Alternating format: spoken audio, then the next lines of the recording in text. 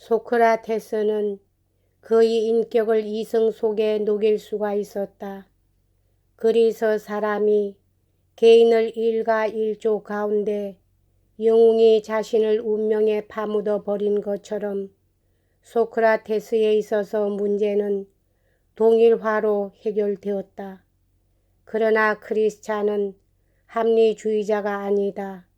오히려 비합리주의인 크리스찬으로 보면 이성보다도 인격이 높고 시족보다도 개인이 중요하고 운명보다도 영웅이 중대했다. 크리스찬은 창조자의 기적에 모든 것이 종결한다. 기적은 도저히 이성으로는 파악될 수가 없다. 기적을 파악하는 것은 신앙이다. 소크라테스는 이성의 한계 속에 살며 인간 세계의 질서에 사는 한 시민으로서 명확하게 자각한 데서부터 행위한다. 그는 증명에 의해서 살았다. 그의 최후의 가장 완전한 증명이 자살이었다. 그러나 크리스찬은 하나님의 기적과의 직접적인 연관에 의해서만 행위하지 않으면 안 된다. 크리스찬은 일가일족이나 운명에서 벗어나 단지 자기 혼자의 단독자다. 한계의 인격으로서 기적에 연결될 뿐이다. 그는 신앙의 기사다. 그는 일반적인 명제로 무엇을 증명할 수가 없다. 예컨대 자기의 죽음을 가지고 있다 하더라도 무엇을 증명하는 것은 불가능하다. 크리스찬은 그의 영생, 이것은 죽음에 있어서의 삶이다. 영생에 의해서만 증언해야 한다. 그러기에 자기 자신이 하나의 신뢰가 된다. 소크라테스의 죽음은 기독교로 보면 과대함과 동시에 과소한 것이었다. 왜냐하면 단지 개인의 한 인격으로서는 과대하다고 말하지 않으면 안 되고 일반적인 것으로는 과소했기 때문이다. 만약 금후로 모든 개인이 소크라테스가 되었다고 하면 그리고 아테네의 소크라테스와 똑같은 사건에 조우한다고 하면 그때의 소크라테스의 죽음은 그냥 그대로 인간 세계에 타당했을지도 모른다. 그때의 소크라테스의 죽음은 인간 세계의 당연한 의무로 될 것이다. 하지만 소크라테스의 이성은 지혜로운 자를 구원할 수가 없었다. 소크라테스의 죽음은 철학자에 대한 엄격한 도덕의 소위 교과서다. 소크라테스의 행위가 돌연 효력을 잃을 것을 막는다면 철학자는 언제나 동일한 상황에 있어서 죽음이 선고되어야 한다.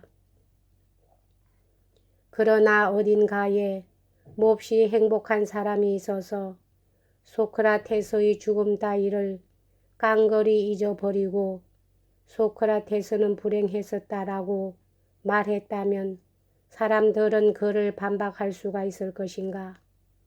행복한 인간은 또한 이렇게 말할는지 모른다. 소크라테스의 시대는 불행한 시대였다.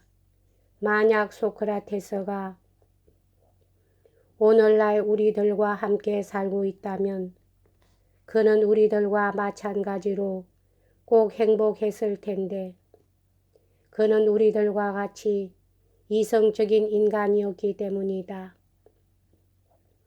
시대는 변천한다. 나는 소크라테스의 시대에 태어나지 않은 것이 다행이다라고. 소크라테스에게 있어 죄는 존재치 않는다. 다만 오류가 있을 뿐이다. 인간이 길을 잃거나 잘못되거나 하는 것은 단지 지혜가 부족한 것이다. 그러나 크리스찬의 죄는 살지 않는 것이다. 죄를 범하는 인간은 살고 있는 것이 아니다. 자기 자신으로부터 영구히 소외되고 있다. 그리고 죽는다. 그런 까닭에 그리스도의 죽음은 삶의 행위인 것이다. 결코 단순한 지혜로운 자의 미덕은 아니다. 그리스도의 죽음은 그저 지혜로운 자나 똑똑한 자들을 서로 맺어주는 것이 아니었다. 그의 죽음은 범죄자나 매춘부를 하나님의 자유에다 결부시킨다. 소크라테스의 죽음은 소크라테스가 자기를 속이지 않았다는 것의 최후의 표명이었다. 죽음을 앞둔 소크라테스의 말은 그냥 그대로 받아들여도 좋다. 소크라테스는 거짓말장이가 아니다. 그러나 그리스도의 죽음은 그가 진실로 산 것의 유일한 표명이다. 그리스도가 죽음으로써 논리적으로 자기의 신성을 증명한 것과는 다르다.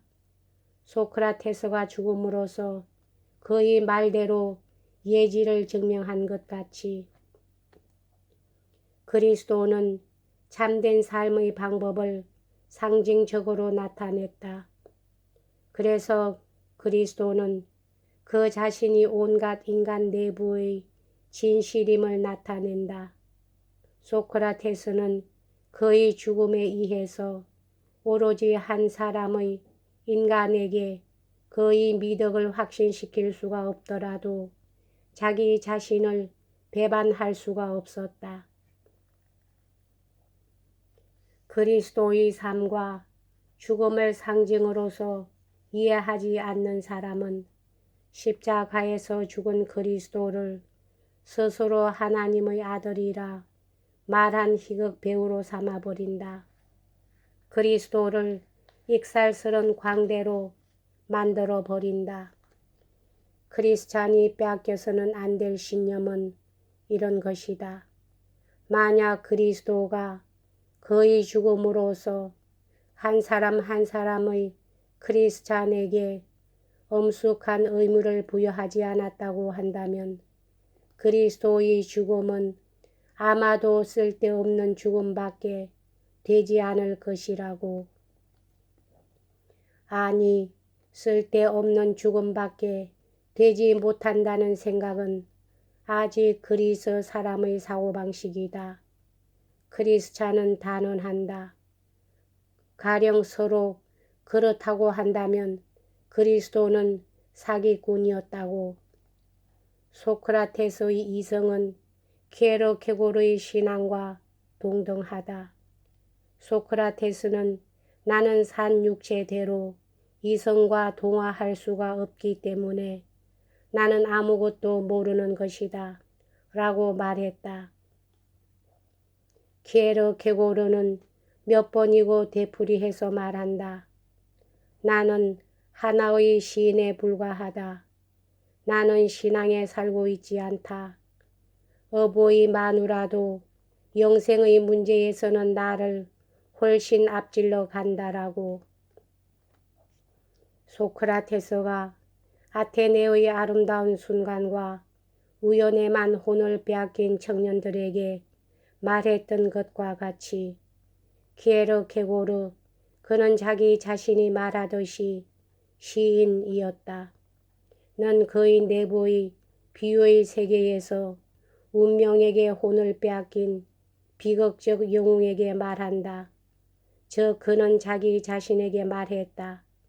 왜냐하면 아테네의 청년들이 인생의 아름다운 우연, 아름다움의 순간이 소위 그들의 연인이었다. 우연에 몸과 마음을 바치고 마는 것을 가장 고상한 것이라 믿었던 것처럼 키에르케고르는 그의 운명에, 그의 저작에 자기 자신에 완전히 몰두했는지도 모르기 때문이다. 소크라테스는 어떻게 하면 아름다움과 이성과를 동격의 것으로 삼을 수 있는가를 생각하는 것뿐이었다. 그는 또 하나의 한층 높은 조화를 가르치려 하였다. 그때 그는 청년들의 아름다움의 꿈의 하모니를 이성적 인간 생활의 하모니로 옮기기만 하면 되었다. 아테네의 청년들은 아름다움 가운데서 착함을 보고 있었기에 소크라테스는 착함 가운데서 아름다움을 가르치는 것으로 좋겠다. 소크라테스는 조화적인 미가 지배하는 그리스의 세계에서 살고 있었다. 소크라테스는 자연의 세계의 거울을 보듯이 조용히 이성을 응시한다. 그러나 키에르케고르는 육체와 영혼이 서로 갈라져 모순되는 세계에 살았다. 그는 정신의 세계에 거하고 있었다. 키에르케고르에게는 사고와 존재 사이에 이미 자연스러운 중개자가 존재하지 않았다. 모든 그리스 사람이 자명한 것으로서 소유하고 소크라테스까지도 가지고 있던 그 자연스러운 하모니는 이미 상실하고 있었다. 여기까지 하겠습니다.